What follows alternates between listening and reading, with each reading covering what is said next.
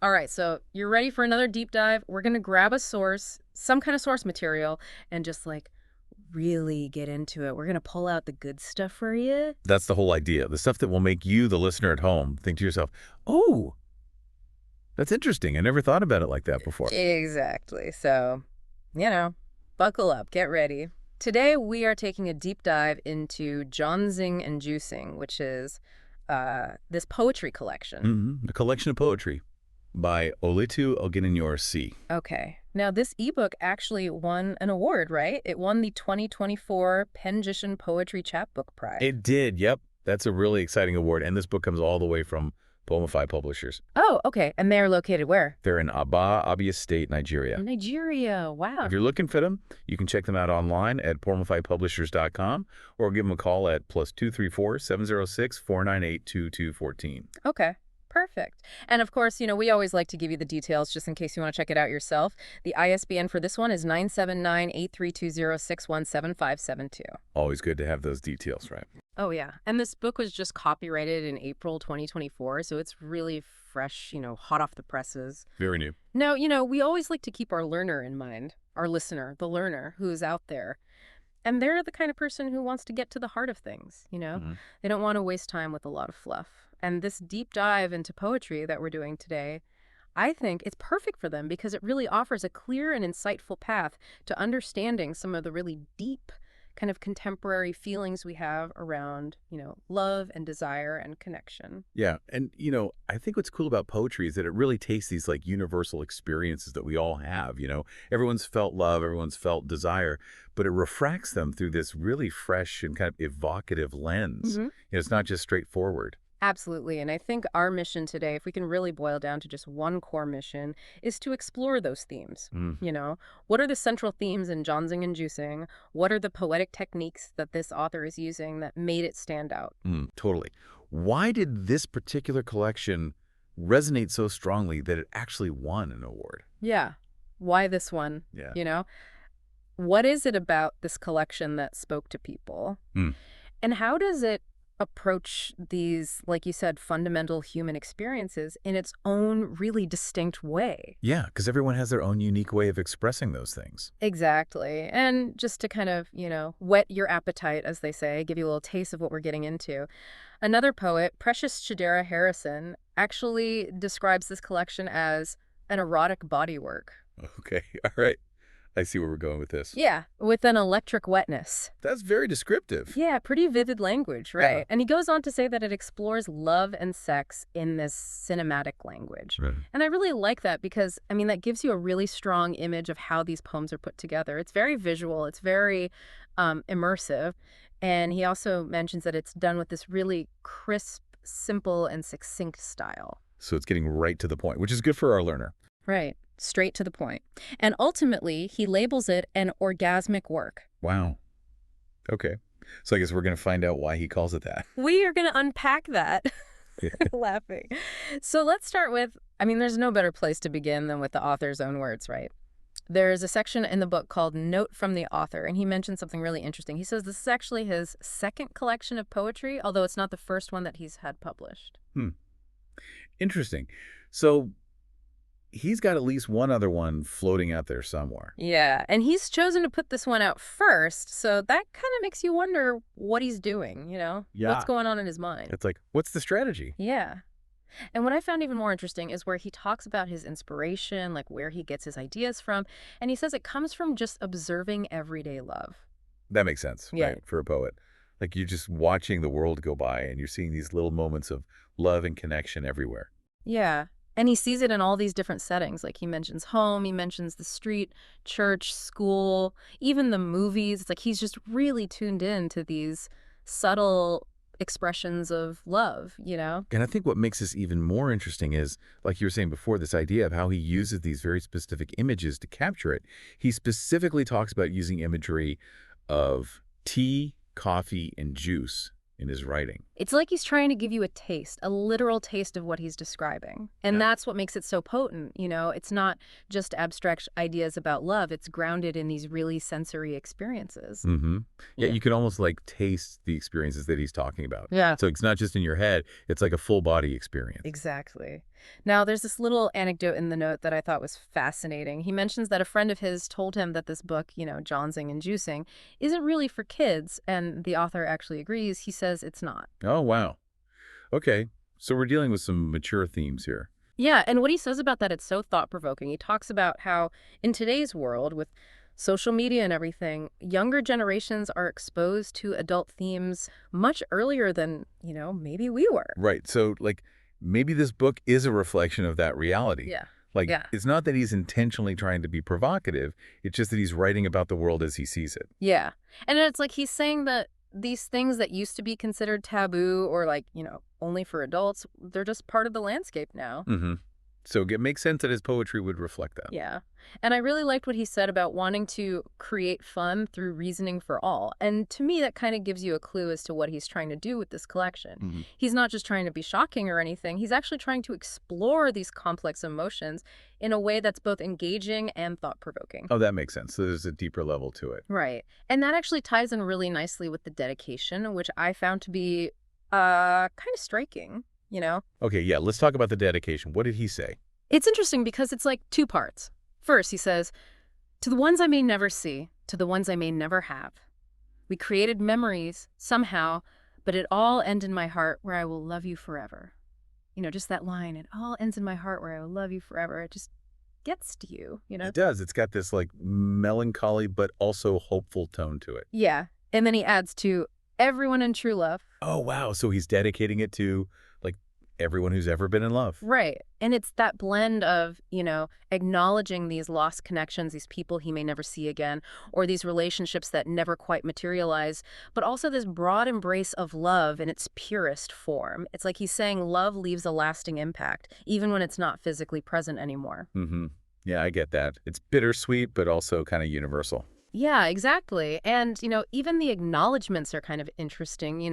They give you a little glimpse into the author's world. Like, there's this metaphor he uses that I thought was beautiful. He says something about how the closeness of trees makes the monkey jump faster and swing better.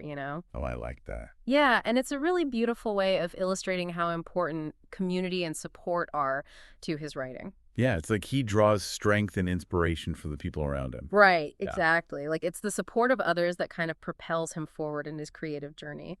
And he goes on to thank a really diverse group of people, starting with, close friends and family like Tares Oburumu and then his parents and siblings. He mentions Fred Udo and, of course, Precious Dia Harrison, who we talked about earlier. Right, so he's giving love to the people who've been there for him. Yeah. And then he calls out what he calls the musketeers behind this collection, which includes Masunmala, who he refers to as Blasiva in parentheses, Yeah. and then F. Deborah, Tamar Johanna, Itunuolu A, and Eamon F. It's just such a cool shout out, like he's giving credit where credit is due. Absolutely. It takes a village to raise a child, and sometimes it takes a village to bring a book to life, too. Exactly. And he doesn't stop there. He also acknowledges the broader Nigerian, African, and global poetry community, which is really cool to see. It's like he's recognizing that he's part of something bigger than himself. Mm-hmm. You're part of a tradition. Yeah. And of course, he thanks Jachi Onyetanwu and the entire team at Poemify Publishers, including the judges for the Penjushin Prize. It really just shows you that writing, even something as personal as poetry, it doesn't exist in a vacuum. It's part of a network of people and relationships. Absolutely. Now, okay, now we've got to get into the poems themselves, right? Yeah. We've danced around it long enough. Oh, yeah. Let's dive into the heart of it. I mean, you can't talk about Jonzing and Juicing without talking about this one recurring idea that just pops up over and over again.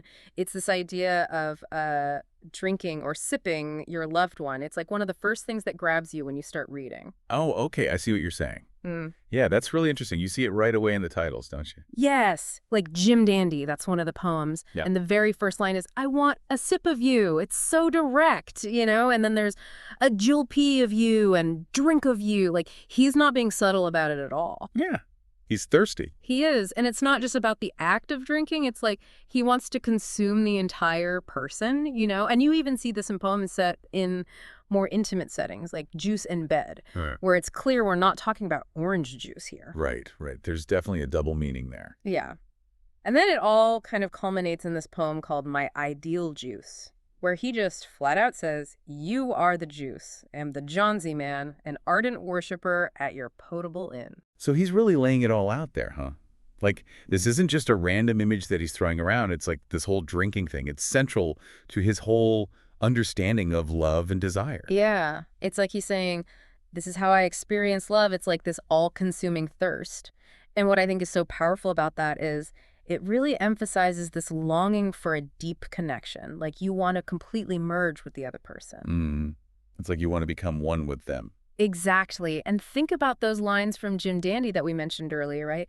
Let my towel lap off your juice, every part of you, till we are consumed. Yeah. That's not just a kiss. It's like he wants to absorb every single drop of the other person. Yeah, yeah. That's intense. It's very visceral. It is. And then in a GLP of you, there's this line, let me have a gulp of you again to the last drop. It's so simple, but it's so powerful because it really underscores this idea of a craving that can't be satisfied. It's insatiable. It's like he's saying, I can never get enough. Yeah. And what's fascinating is how he then takes this central metaphor, this idea of drinking, and he weaves it together with all this other really vivid sensory language and imagery.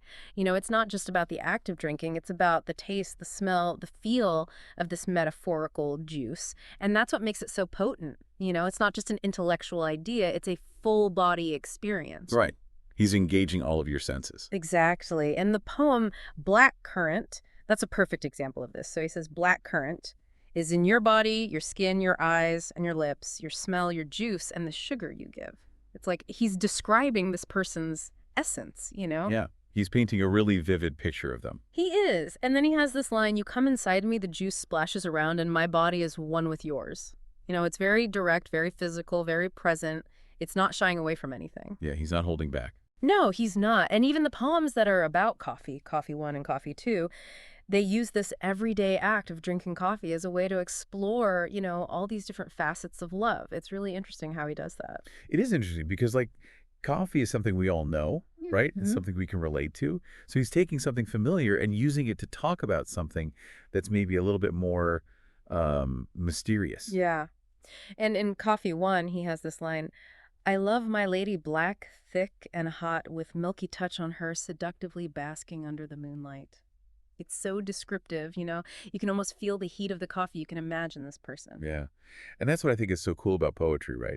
You can take something as simple as a cup of coffee and turn it into this, like, really powerful metaphor. Absolutely. And then in Coffee 2, he talks about this feeling of coldness and physical discomfort when the loved one is absent. He says, my nights are cold without you. I'm addicted to the first taste of you. My morning feeds me cramps. I feel like flowing unusual blood. It's like the absence is so profound that it manifests in his body. Oh, yeah, I see what you mean. It's not just like, oh, I miss you, I'm sad. It's like he's physically feeling the pain of this separation. Right, exactly. It's a very visceral experience. And it's not all just about this, you know, intense passion and desire, right?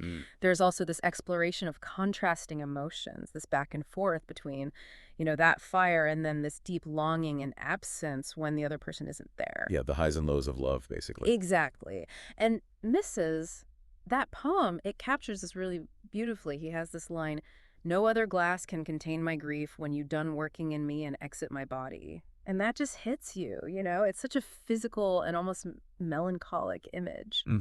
Yeah, it really conveys that sense of emptiness, that void that's left behind. And it's interesting how he brings back that drinking vocabulary to express the feeling of absence in when you are not around. He says, like brown sugar, my nights are dark, bitter like coffee, and devoid of sleep without you. Wow.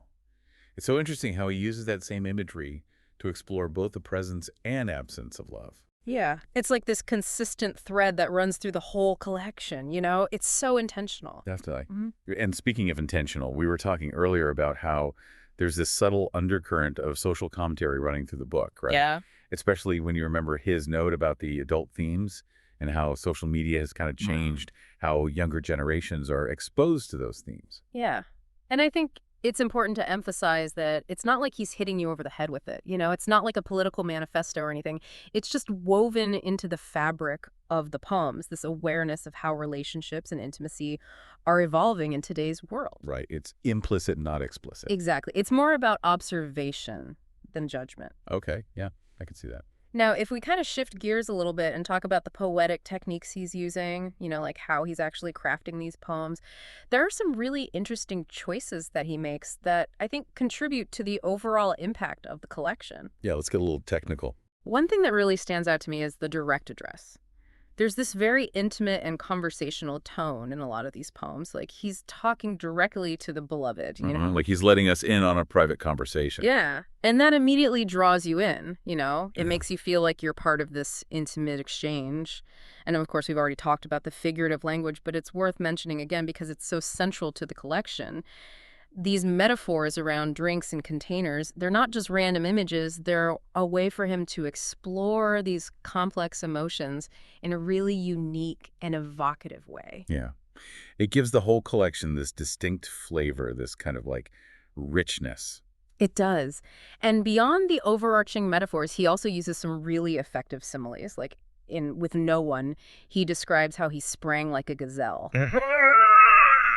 Okay, that's vivid. Yeah, it really conjures up an image in your mind, and it adds this layer of meaning that's like, you get it right away. Right, you don't have to overthink it. Exactly.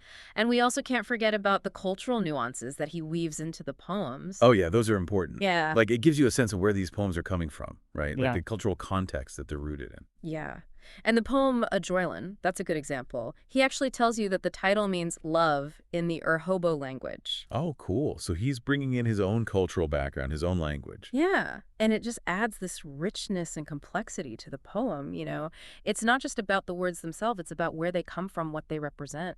Exactly. And it makes you want to learn more about that culture and that language, Yeah, totally. And there's another poem, March 25, where he uses the phrase a POA, and he makes sure to explain that it's Nigerian Creole for shortcut. It's just this little detail, but it's so specific. It's so authentic. Yeah, it makes the poems feel more real, more grounded in a specific place and time. And I think it's really cool how he incorporates elements of modern communication into the poems, too. Like, he's not afraid to use contemporary language and imagery to explore these really timeless themes. It's like he's bridging the gap between the traditional and the modern. Yeah. And Bluetooth romance, that's a perfect example of this. He uses technology as a metaphor for a long-distance relationship, which is just so clever. Oh, heck that. Yeah, and there's these lines that are so striking. Body like water, crystal clear, refracting emotions with sweet words, Bluetooth romance, loving you from far. It's so modern, so relatable. Yeah, you can totally imagine people in a long-distance relationship communicating like that today. Exactly. And what I love is that even though he's using these modern references, the emotions he's talking about are so universal, so timeless. It's just this really beautiful blend of the old and the new. Okay, so we've talked about the themes, we've talked about the techniques, but there are also just like these little specific details in these poems that just stick with you.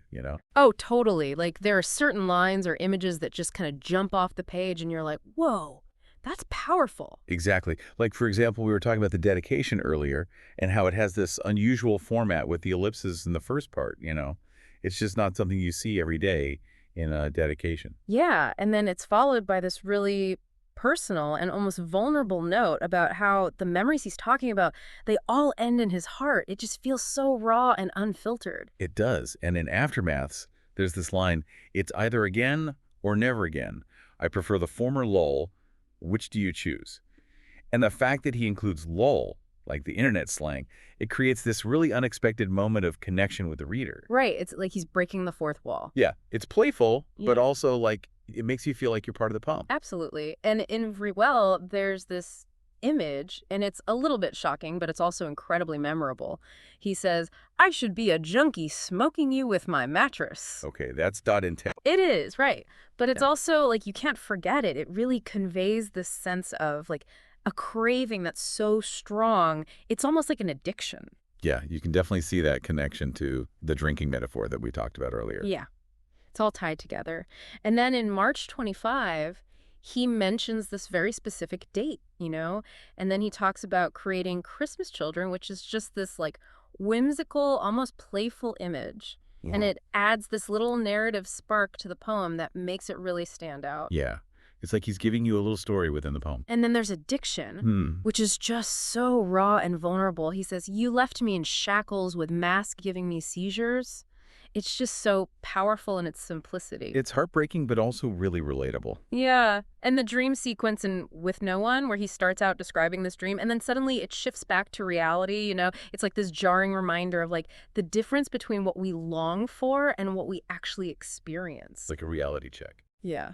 And the dedication in My Bold Miss, which is to all African women who know how to pick. That feels like a really powerful statement. Hmm. It's celebrating strength and agency. And then there's Love Erotica, where he poses this question at the end. What on earth was she talking about? After this, like, unexpected response he gets, it's just this moment of, like, genuine bewilderment, and it's so relatable. It's like we've all been there. Right. And then there's this one little detail in Missing Mona Lisa that always makes me smile. He's talking about how he's looking for his Camellia sinensis, which is the scientific name for tea. But the way he phrases it, it's clear that he's not exactly in a state of fasting. Well, I get it. He's Yeah. indulging in something a little more carnal. Exactly. And it's just this funny little touch of everyday life amidst these, much more intense emotions. So let's talk a little bit about the author himself. Yeah. Give our listeners some background on the guy behind these poems. So, Oletu Ogunenyeosi, who also writes as New York Note, he comes from Delta State in Nigeria, and he's currently living and writing in Yenagoa. And from what we can gather from his note, he's clearly a really observant guy. He's paying attention to the relationships around him, the emotions that people are experiencing, and he's finding a way to capture all of that in his poetry. Yeah, he seems like a deep thinker. Yeah. And his work has been recognized.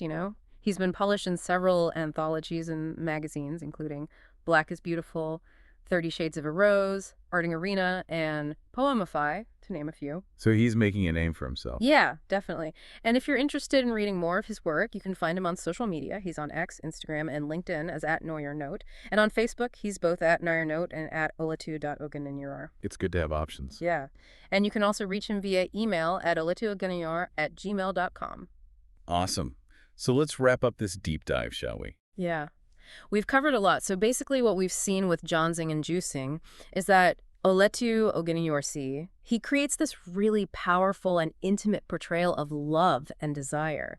And he does it through this really unique and recurring metaphor of like consuming liquids, Yeah. drinking, sipping, gulping. Yeah.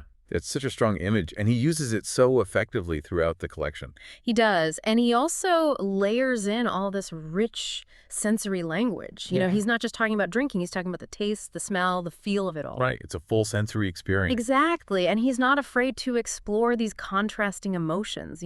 Like he doesn't shy away from the darkness, the longing, the absence. It's all part of the experience. And he's doing it all within this really specific Nigerian context, which adds another layer of depth and meaning to the poems. And for you, the learner, the person out there who wants to get to the heart of things, we hope that this exploration has shown you how even a collection of poetry, which can sometimes seem really personal and maybe even a little intimidating, can actually offer you some really valuable insights into universal human emotions. Love, desire, longing, heartbreak. Yeah. And it's like, you don't have to be a poetry expert to appreciate these poems. He's writing in a way that's both accessible and thought-provoking. Right. And the fact that he's using this really fresh and unique voice, this perspective that we might not be as familiar with, it just makes it even more enriching. It broadens our understanding of what love can be. Exactly. So here's a final thought for you to ponder. Think about these metaphors that we've been talking about, the tea, coffee, and juice. How do those images actually shape or maybe even challenge your own understanding of intimacy and connection? Yeah, it's a good question to ask yourself. It is. And how do they compare to more, traditional ways of expressing love? What do they add to the conversation? And we encourage you to, maybe even seek out the full collection and really immerse yourself in these poems. You never know what you might discover. Thanks for going on this deep dive with us. Yeah, thanks for listening. We'll catch you next time.